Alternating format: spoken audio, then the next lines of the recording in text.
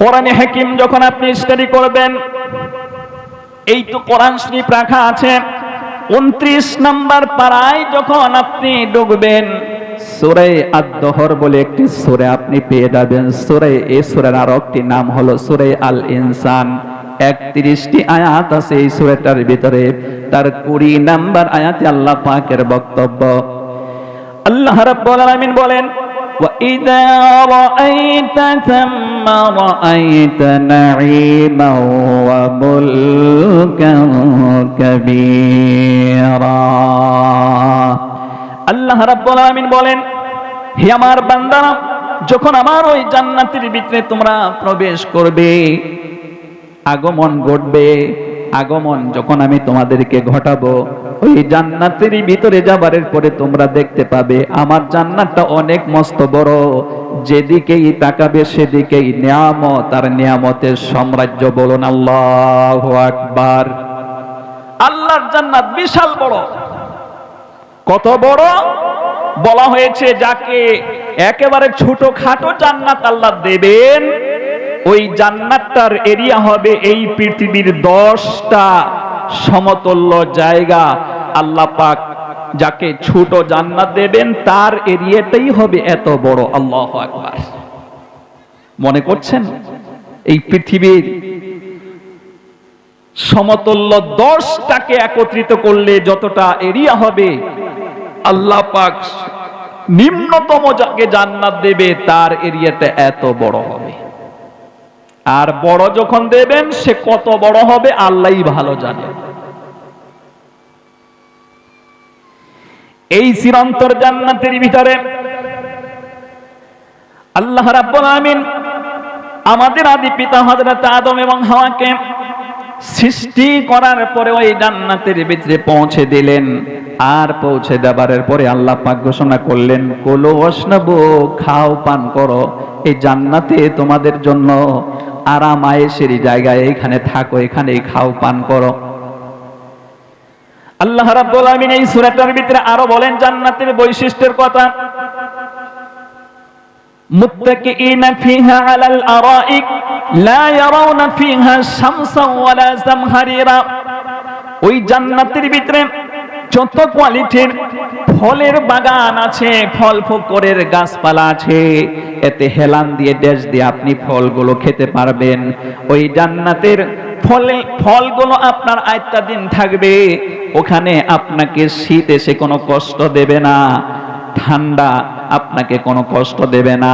আমাদের আসাম পাশে হলো মেঘালয় রাজ্য। পুরো মেঘালয় রাজ্যটা হলো পাহাড়ের উপরে ভরা, শুধু পাহাড় আর পাহাড়। আপনি এখন যাবেন, এখন গেলেও আপনি দেখতে পাবেন সেখানে প্রচন্ড বরফ পড়েছে। জান্নাতের ভিতরে কিন্তু এমনটা হবে না, শীত আপনাকে কষ্ট দেবে না। আবার এই চলিত মাসের আগের মাস অক্টোবর সেপ্টেম্বরের লাস্ট অথবা অক্টোবরের প্রথম দিকে প্রচন্ড গরম পড়েছিল, এত গরম লাগছিল, ঘরে গিয়ে শান্তি নেই। আপনি বাইরে বের হবেন, ওখানেও শান্তি নেই। পুরো হাওয়াটা যেন গরম হয়ে গেছিল, মনে হচ্ছিল কেউ যেন রান্না করে আমাদেরকে ওই গরম হাওয়াটা আমাদের শরীরে লাগিয়ে দিচ্ছে। কথা বলেন, আপনাদের এখানকার ওয়েদার আর আমাদের আসামের ওয়েদার কিছুটা হলে ডিফারেন্স আছে। আমাদের ওখানে শীতের মৌসুমটা বেশি থাকে আর গরমটা অনেক কম। তারপরেও এবছর এই অক্টোবরের প্রথম দিকে এত প্রচন্ড গরম পড়েছিল, নিউজের মধ্যে বলা হয়েছে 25 বছরের ভিতরে অক্টোবরের লাস্টে এত গরম পড়েনি।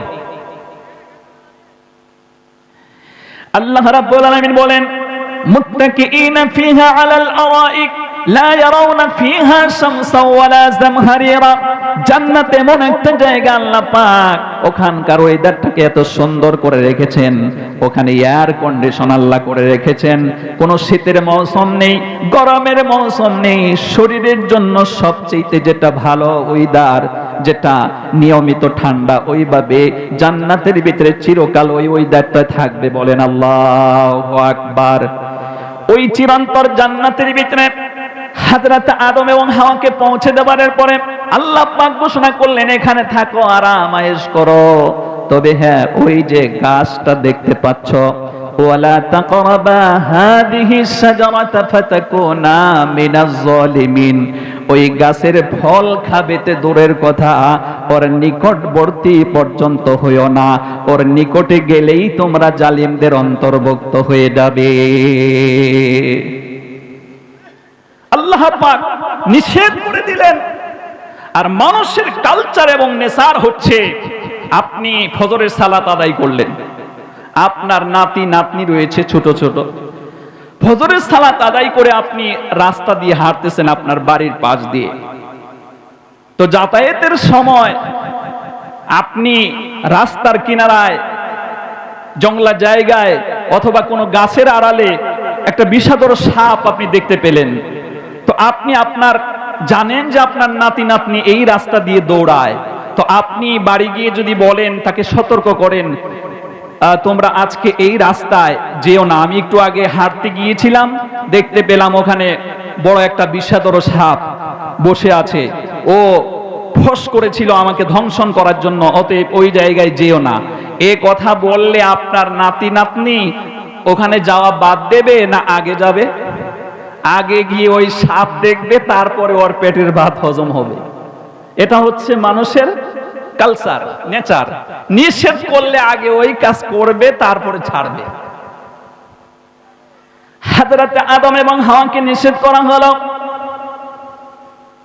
কিন্তু তারা আল্লাহ রাব্বুল আলামিনের এই নিষেধটাকে অমান্য করে, লঙ্ঘন করে সেই গাছের নিকটবর্তী হলো। লম্বা কথা, আমি মূল কথাটা আপনাদেরকে শোনাতে চাচ্ছি। এখানে আমার বন্ধুগণ, আমাদের আসামের কিছু মুরব্বী লোক, বয়োজ্যেষ্ঠ লোকগুলো, তারা বলছিল, তারা বলে, এখনো বলে, হযরত আদম আলাইহিস সালাম এবং হাওয়া আলাইহিস সালাম এই দুজন জ্ঞানদম খেয়েছিল জান্নাতের ভিতরে, সেজন্য আল্লাহ পাকের তারা হুকুমকে লঙ্ঘন করে এই ফল খেয়েছিল, জ্ঞানদম ফল খেয়েছিল, এভাবে বলে।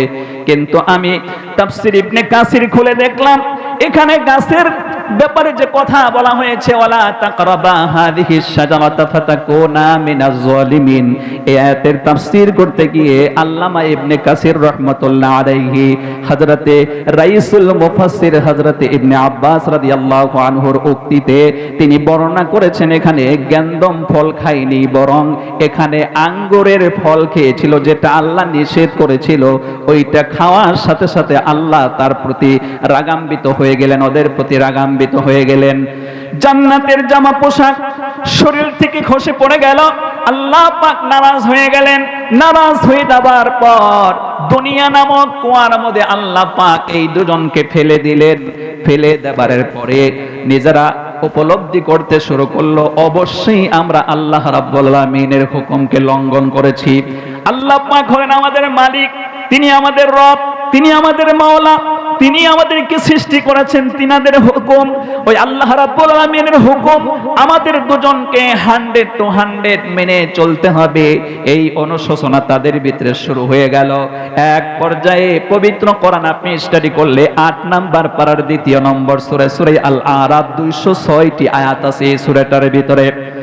আয়াত সংখ্যা 23 এর ভিতরে আল্লাহ রাব্বুল আলামিন জানিয়ে দিলেন, আল্লাহ পাক বলেন, ربنا ظلمنا أنفسنا وإن لم تغفر لنا وترحمنا لنكونن من الخاسرين।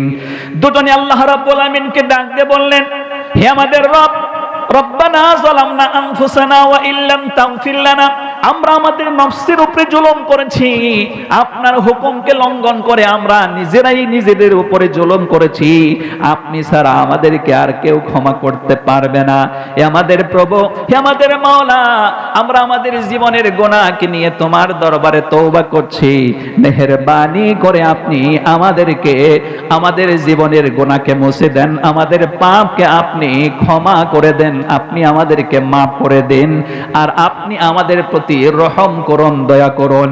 এইভাবে যারা আল্লাহর কাছে, এইভাবে যখন তারা আল্লাহর কাছে দোয়া মাংতে শুরু করলেন, আল্লাহর কাছে চাইতে শুরু করলেন, এক পর্যায়ে মহান আল্লাহ পাক তাদের প্রতি খুশি হলেন, সন্তুষ্ট হলেন, ওনাদের জীবনের গুনাহকে আল্লাহ রাব্বুল আলামিন ক্ষমা করে দিলেন।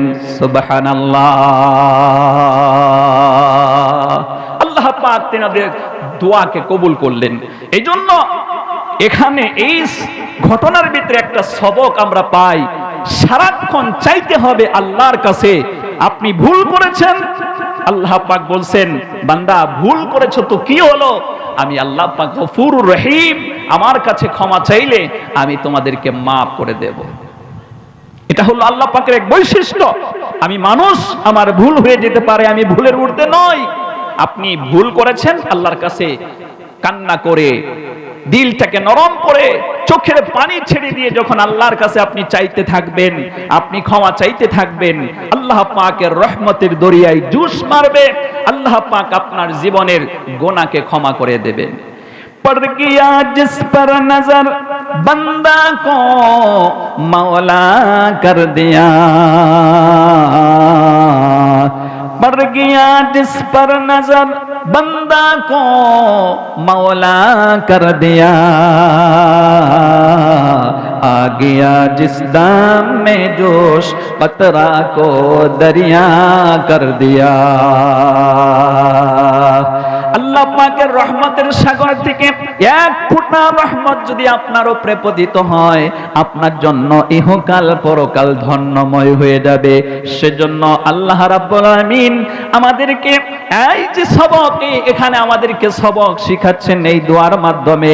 এটা পবিত্র কোরআনের আয়াত, আবার দোয়া হিসেবেও এটাকে ব্যবহার করা যায়। রব্বানা যালামনা আনফুসানা ওয়া ইল্লাম তাগফির লানা ওয়া তারহামনা লানাকুনান্না মিনাল খাসিরিন। আপনি নিজের জীবনের গুনাহ নিয়ে আল্লাহর কাছে এভাবে কান্না করলে এক পর্যায়ে আল্লাহ পাক আপনাকে ক্ষমা করে দেবেন। শুধু ক্ষমা নয়, আল্লাহ পাক আপনাকে রহমতের কোলে তুলে নেবেন।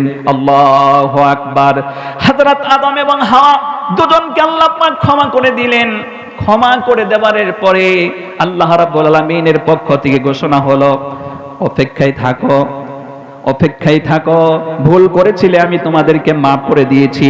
এবার আমি আল্লাহ রাব্বুল আলামিনের পক্ষ থেকে একটি গাইডলাইন্স আসবে, একটা সংবিধান আসবে, একটা নিয়ম আসবে। ফামান তাবিআ হুদায়া ফালা খাউফুন আলাইহিম ওয়ালা হুম ইয়াহজানুন। আল্লাহ পাকের পক্ষ থেকে একটা, এখানে বলা হয়েছে হুদা।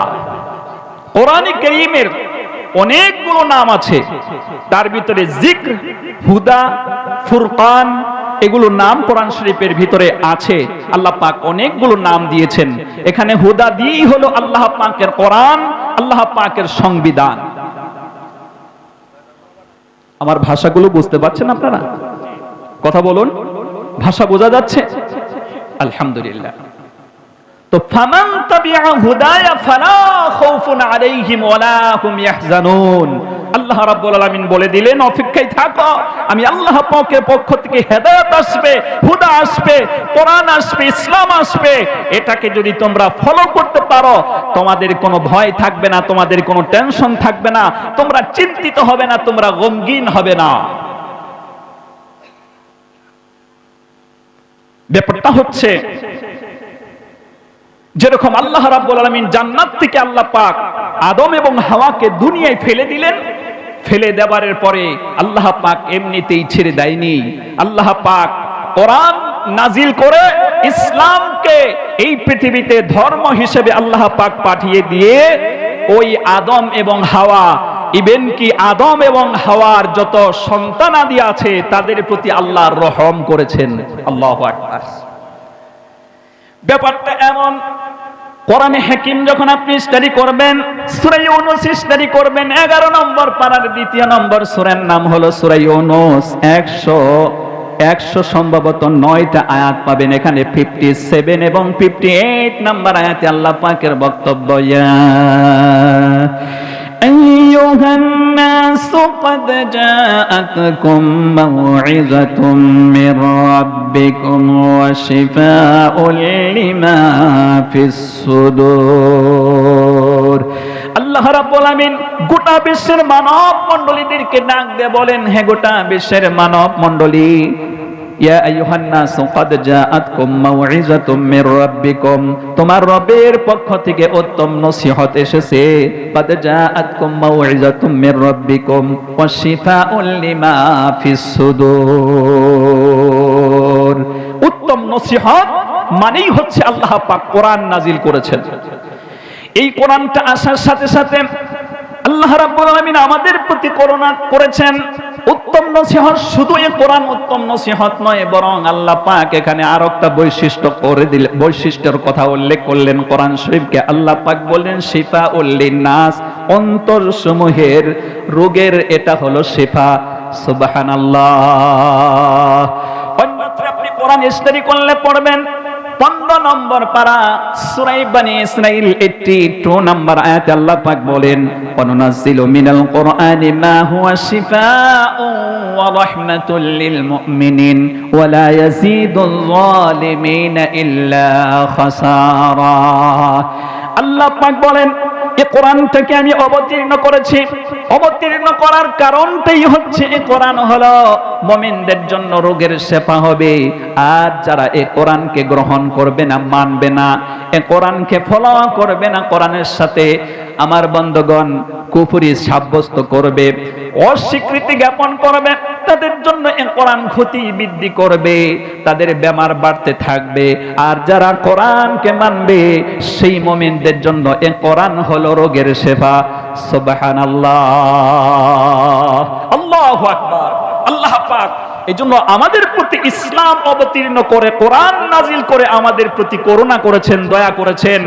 ইয়া আইয়ুহান নাস ক্বাদ জাআতকুম মাউইযাতুম মির রাব্বিকুম ওয়া শিফাউল লিমা ফিস সুদূর।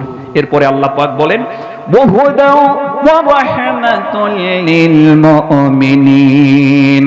আপনি যে প্রত্যেক সালাতে আপনি যখন সালাত আদায় করেন তখন আপনি তাকবীরে তাহরিমা বেদে সানা পড়ার পরেই যে সূরাটা আপনাকে পড়তে হয় সূরাতুল ফাতিহা, এই সূরাটা যখন আপনি তিলাওয়াত করেন, পড়তে পড়তে গিয়ে এক পর্যায়ে আপনি বলেন ইহদিনাস সিরাতাল মুস্তাকিম, কে আপন দা রাইট পথ, হে আমার প্রভু, হে আমার মাওলা, হে আমার মনিব, আপনি মেহেরবানি করে আমাকে সোজা রাস্তায় পরিচালিত করুন। এখানে সোজা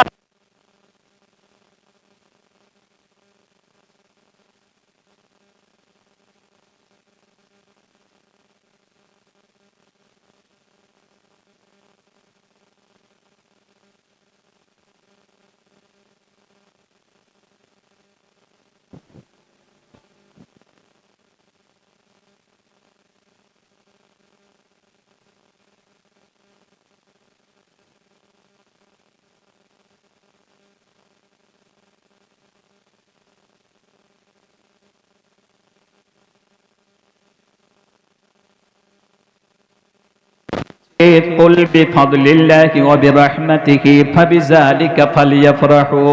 আল্লাহ পাক বলেন হে নবী তাদের বলে দেন এই কোরআন নাজিলের মাধ্যমে আল্লাহর পক্ষ থেকে ফজল পেয়ে, আল্লাহর পক্ষ থেকে কোরআন পেয়ে, ইসলাম পেয়ে তারা যেন প্রফুল্লিত হয়, তারা যেন খুশি মাঙ্গায়।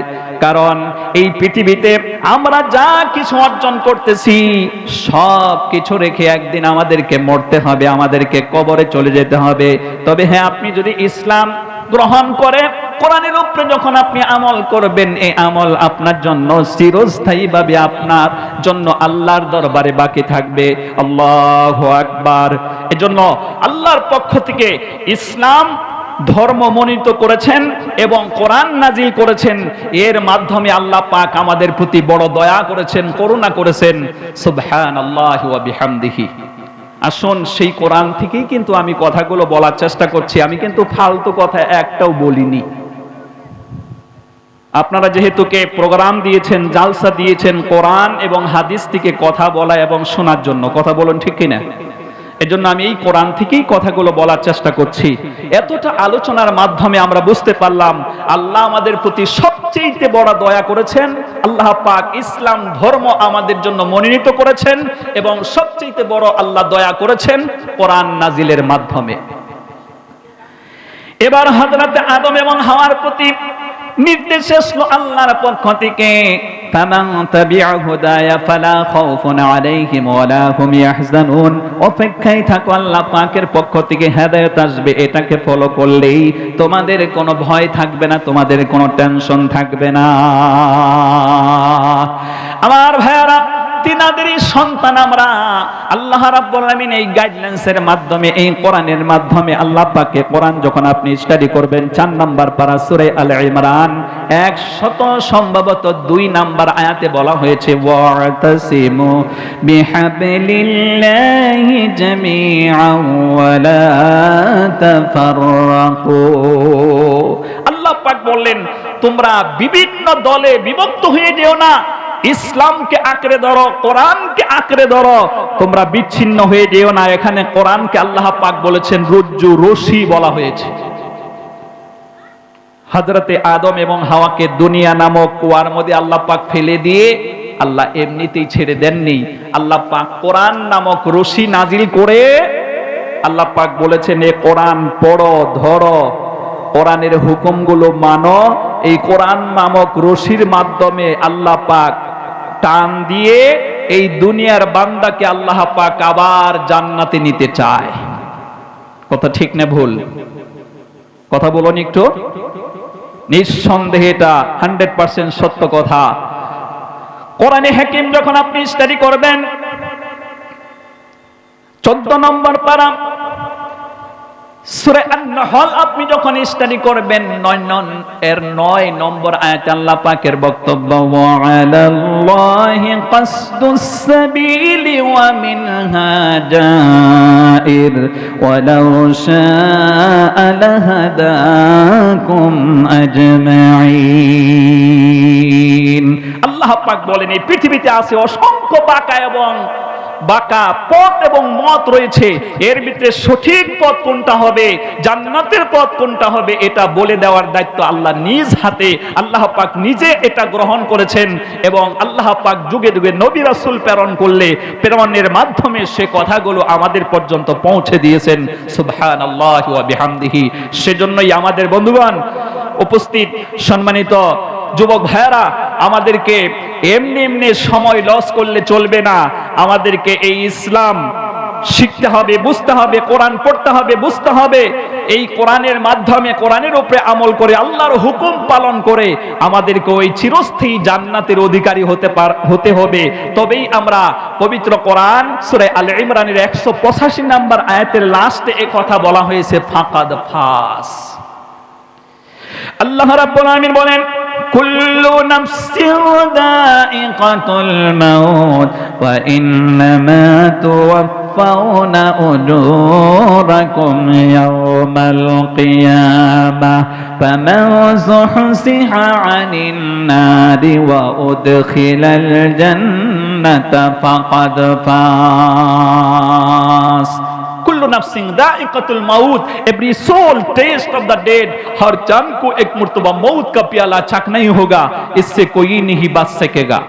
मरण থেকে পালাও তুমি, মরণ তোমায় লইবে গিরি, মরণ থেকে পালাও তুমি, মরণ তোমায় লইবে গিরি। যদিও সুদূর আকাশ পানে লোকাও সেটাই লাগিয়ে সিঁড়ি। এ মহারোগের চিকিৎসক নাই, নেই সে ঔষধ জগতে। খুঁজিয়ে কাতর হলে কি হবে, পারিবে না তাকে ফিরাতে।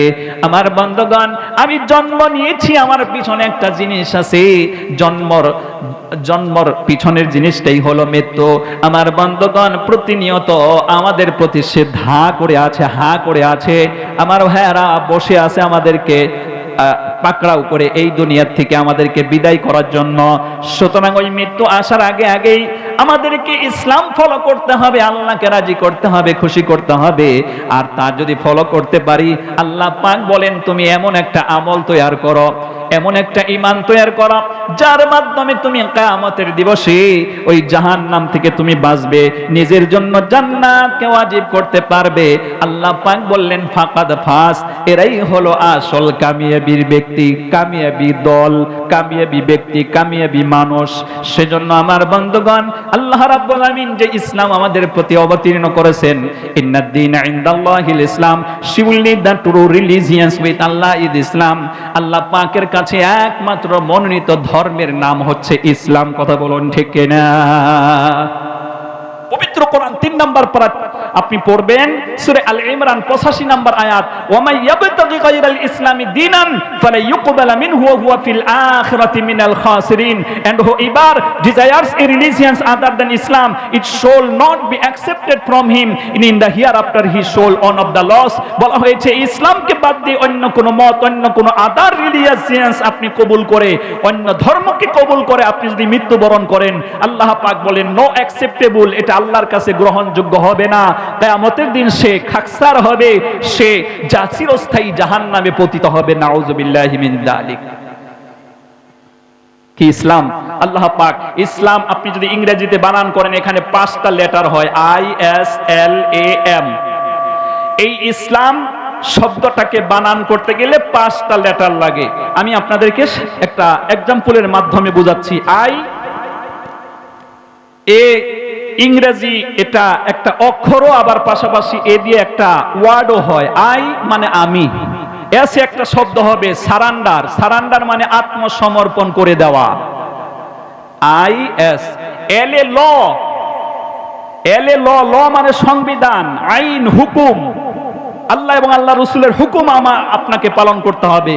এল এ ল, এতে আল্লাহ এম এ মুহাম্মদ, অর্থ দাঁড়ালো যে আমি সারেন্ডার হলাম আল্লাহ এবং আল্লাহ রসুলের আইনের সম্মুখে। তখন আপনাকে বলা হবে আসলামা ইউসলিমু ইসলামান ফাহুয়া মুসলিমুন, হে আল্লাহ এবং আল্লাহ রসুলের আইনের সম্মুখে নিজেকে সারেন্ডার করে দেওয়া ব্যক্তি। সারেন্ডার হলে নিজের মত আর তখন থাকে না। কোন ব্যক্তি যদি সে ডাকাত হয়, চোর হয়, বা সরকার বিরোধী যখন কাজ করে, তার নামে যখন ওয়ারেন্ট হয়, লোকটা দেখতে পেল আর আমার বাঁচার উপায় নেই, আমি যদি সারেন্ডার হই তাইলে সরকারে হয়তো আমাকে শাস্তি আমাকে দেবে, আমাকে ধরে আমার যে ভুল করেছি সেটা দেখে আমাকে শাস্তি দিয়ে একসময় আমাকে মুক্ত করে দেবে। সেজন্য লোকটা সারেন্ডার হয়। তো সারেন্ডার হবার পরে তার আর কোনো মত আর থাকে না, সরকারে যেভাবে নিয়ম দেবে সেটাই তাকে ফলো করতে হবে। কথা বলুন ঠিক কিনা? যতদিন চায় সরকারের কানুনের মাধ্যমে তাকে জেলখানায় রেখে তাকে মুক্ত দেবে। ঠিক আমি আপনি ওইরকম, আমরা মুসলিম হয়েছি মানে আমরা আল্লাহ এবং আল্লাহ রসুলের আইনের সম্মুখে সারেন্ডার হয়ে গেছি। আমাদের আর এখন ইচ্ছাধীন নেই। আমি যেভাবে ইচ্ছে করলে চলবো, যেভাবে মাথার চুল কাটবো, যেভাবে গুপ কাটবো, ইচ্ছে করলেই আমি দাড়ি কেটে দেব, এই নিয়ম আর চলবে না। নিয়ম আসবে কার? আল্লাহ রাব্বুল আলামিন কোরআনে কারীম যখন আপনি